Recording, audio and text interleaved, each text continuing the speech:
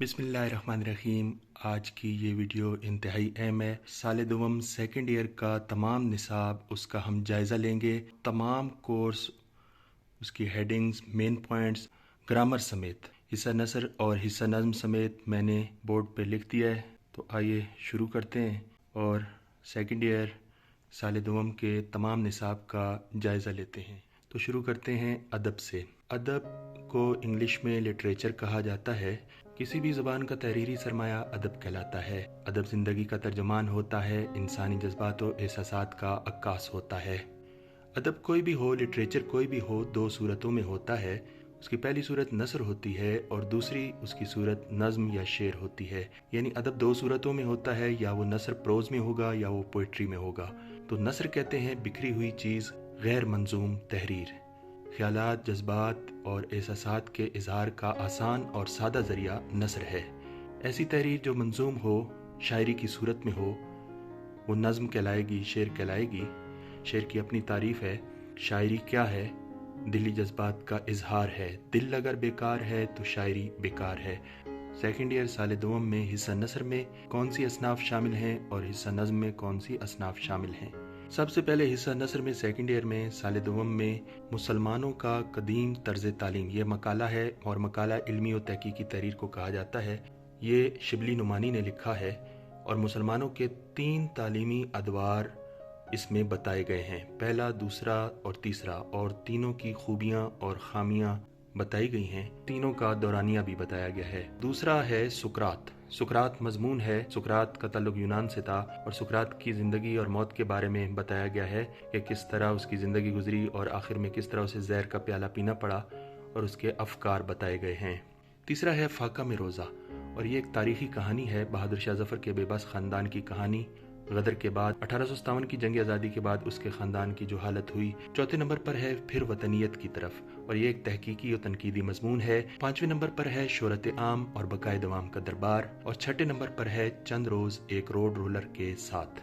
और ये दोनों इंशाइया हैं। इंशाइया लिखने वाले का शख्सी रूप होता है, उसमें मुसन्निफ की, इंशाइया निगार की अपनी ज़ात झलकती है। गैर रस्मी अंदाज में ज़िंदगी की अक्कासी की जाती है, ज़िंदगी के मज़ाहिर को पेश किया जाता है। उसके बाद आगे शार्ट स्टोरीज़ हैं, अफसाने हैं, 7, 8, 9, 10, 11, 12। और इसमें अफसाने देखिए, मुख्तसर कहानियाँ जिसमें ज़िंदगी के किसी एक पहलू की अक्कासी हो, अफसाना कहलाती है। मंजूर पहला अफसाना है इसमें, जिसका मरकज़ी किरदार छोटा लड़का, रजाई लड़का मंजूर है, जिसका निचला धड़ मफलूज होता है और वो अख्तर को भी जीने का हौसला देता है, जिसको दिल का दौरा पड़ता है, जिसे कोरोनरी थ्रोम्बोस, एक दिल की बीमारी होती है, वो उसे लायक होती है अख्तर को। उसकी उम्र 32 बरस के करीब होती है। मंजूर एक हशाश बशाश और खुश रहने वाला लड़का होता है जो दूसरों को जीने का हौसला देता है, लेकिन आखिर में बेचारा फौत हो जाता है। तो अफसाने की ये खसूसियत है, वादत तासुर उसकी एक खूबी होती है। उसके प्लाट में, उसके तरतीब किस्सा में कोई झोल नहीं होती। उसके बाद अफसाना है कतबा। कतबा कहते हैं लौ या तख्ती, और इसका मरकजी किरदार है शरीफ हुसैन, क्लर्क।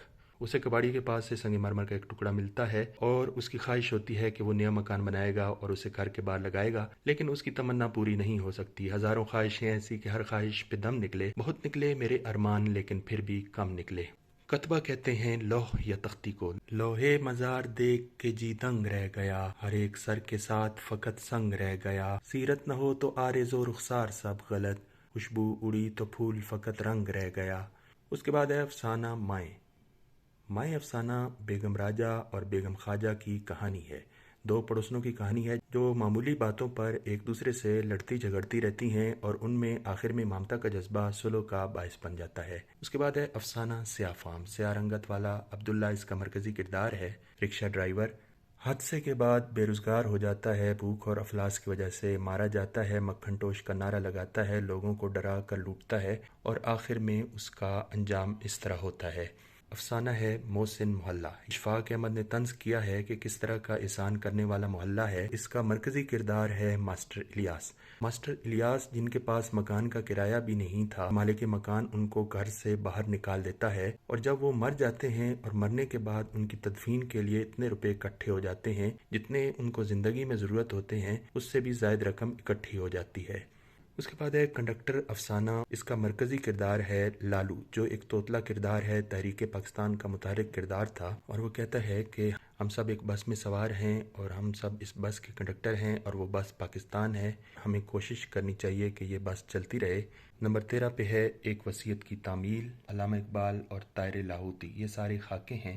اور خاکہ کسے کہا جاتا ہے؟ حالات زندگی کا مختصر نقشہ کھینچنا خاکہ کہلاتا ہے. پہلا خاکہ ایک وصیت کی تعمیل مولوی وحید الدین سلیم کا خاکہ ہے اور انہی کی فرمائش پر لکھا گیا. فرحت اللہ بیگ نے جب خاکہ ڈاکٹر نذیر احمد کی کہانی کچھ میری اور کچھ ان کی زبانی لکھا تو مولوی وحید الدین سلیم نے وہ خاکہ پڑھا اور ان کے دل میں بھی یہ خواہش پیدا ہوئی کہ کاش میرا بھی ایسا شاگرد ہوتا اور مجھ پہ بھی ایسا خاکہ تحریر کرتا. تو فرحت اللہ بیگ نے مزاحی انداز میں کہا کہ بسم اللہ کیجئے مولوی صاحب، آپ مر جائیے، میں آپ پر خاکہ تحریر کر دوں گا. قدرت کا کرنا ایسا ہوا کہ وہ واقع ہی فوت ہو گئے اور انہوں نے ان کی وصیت کی تعمیل کی. مولوی وحید الدین سلیم کا خاکہ فرحت اللہ بیگ نے تحریر کیا.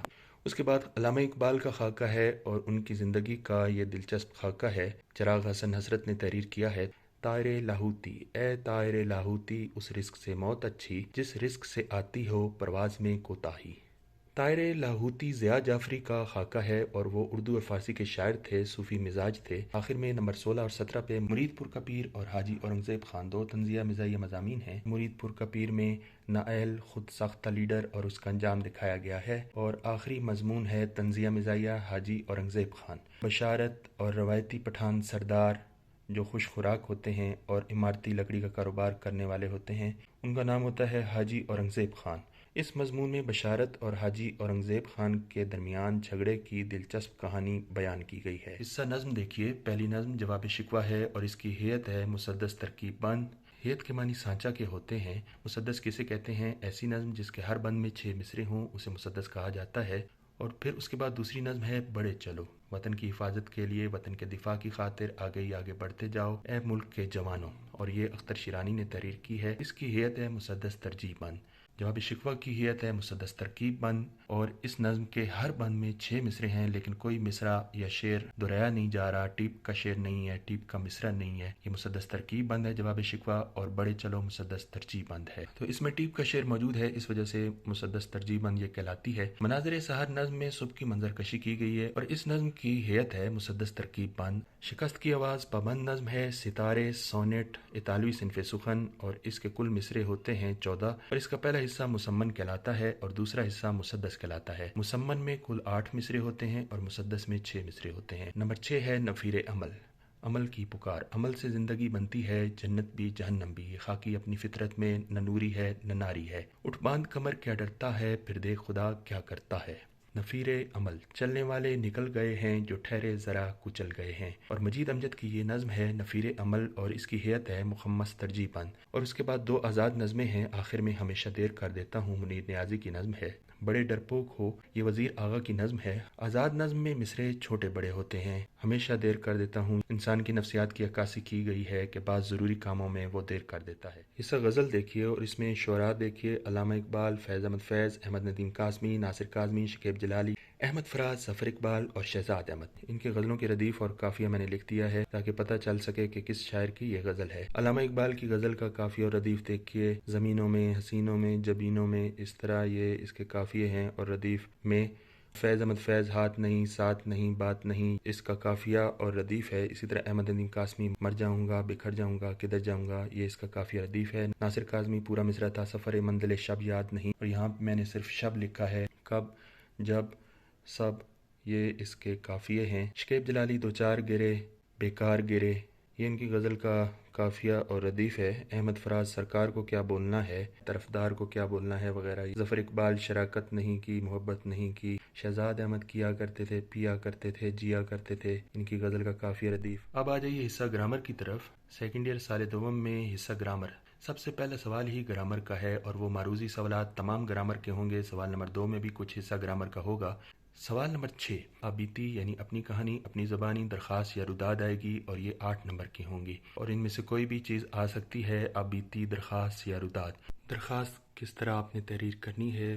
درخواست کا آغاز آپ بخدمت جناب سے کریں گے اور جس کو بھی آپ درخواست لکھ رہے ہیں یہی تحریر کریں گے بخدمت جناب، اور اس کے بعد آپ صاحب نہیں لکھیں گے. اور دوسری لائن میں عنوان درخواست برائے جرمانہ معافی، جس مقصد کے لیے آپ درخواست لکھ رہے ہیں وہ آپ تحریر کریں گے، یا درخواست برائے حصول سند وغیرہ. اور تیسری لائن میں آپ جناب عالی تحریر کریں گے. ایکسکلیمیٹری مارک ندائیہ. آگے لگانا ہے یہ نشان ندائیہ کا، استجابیہ فجائیہ کے لیے بھی یہ نشان استعمال کیا جاتا ہے، اور یہ نشان بعض اوقات عالی کے اوپر لگا دیا جاتا ہے جو کہ غلط ہے، اور اس نشان کو آپ نے جناب علی کے آگے لگانا ہے اور یہ غلطی نہیں کرنی۔ تیسری لائن میں آپ لکھیں گے مؤدبانہ التماس ہے کہ، جس مقصد کے لیے آپ درخواست لکھ رہے ہیں وہ یہاں آپ تحریر کریں گے۔ آخر میں نیچے دائیں طرف تاریخ تحریر کریں گے اور بائیں طرف عرض گزار، درخواست گزار وغیرہ لکھیں گے، اور نیچے اپنا حوالہ دیں گے الف ب ج وغیرہ۔ درخواست میں تاریخ نیچے لکھتے ہیں اور خط میں دائیں طرف اوپر لکھتے ہیں۔ روداد کسے کہا جاتا ہے؟ کسی تقریب یا جلسے کا آنکھوں دیکھا حال قلم بند کرنا، لکھنا روداد کہلاتا ہے۔ تو یہ ڈیپینڈ کرتا ہے، یہ اس بات پر منحصر ہے کہ سوال کس قسم کا آیا ہے۔ اگر کسی تقریب یا جلسے کا آنکھوں دیکھا حال، اس پر روداد آپ نے لکھنی ہے، تو جو فنکشن ہوا ہے یا میچ ہوا ہے یا کسی قسم کا جلسہ ہوا ہے اس کی آپ روداد تحریر کریں گے۔ مثلا اہم رودادیں دیکھیے، مشاعرے کی روداد، کسی کھیل کی روداد، یوم آزادی کی روداد اگر اس کے حوالے سے کوئی تقریب ہوئی ہے، یا سالگرہ کی روداد، تفریحی سفر، کالج کی الوداعی تقریب، یا کسی حادثے کی روداد، یا سیرت النبی صلی اللہ علیہ وسلم کے موضوع پر اگر کوئی تقریب منعقد ہوئی ہے اور وہ سوال آیا ہے تو آپ اس طرح روداد اس کی لکھیں گے۔ تو اس تقریب کا آپ نقشہ کھینچیں گے کہ کس طرح اس کا آغاز ہوا، مہمان خصوصی کون تھا، کس کس نے اس تقریب میں حصہ لیا، اور اس کا اختتام کس طرح ہوا۔ آخری سوال ہے سیکنڈ ایئر میں، اور وہ مضمون سے متعلق ہے، اور اس کے کل نمبر ہوں گے 15، اور 4 مضامین ہوں گے، اس میں سے ایک مضمون لکھنا ہوگا۔ تو مین اس میں ٹاپکس ہیں تعلیم اور حالات حاضرہ وغیرہ، اس سے متعلق مضمون آ جاتا ہے۔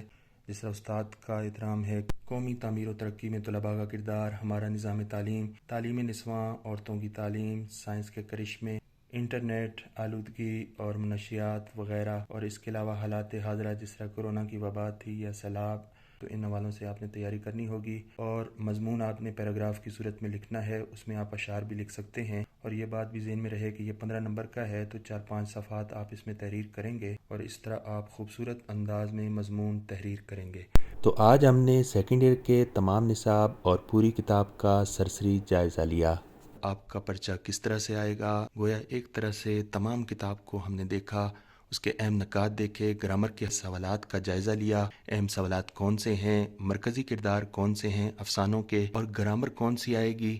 تو ان تمام اہم نکات کو آپ ذہن نشین کیجئے۔ آج کی یہ ویڈیو یہاں ختم ہوئی۔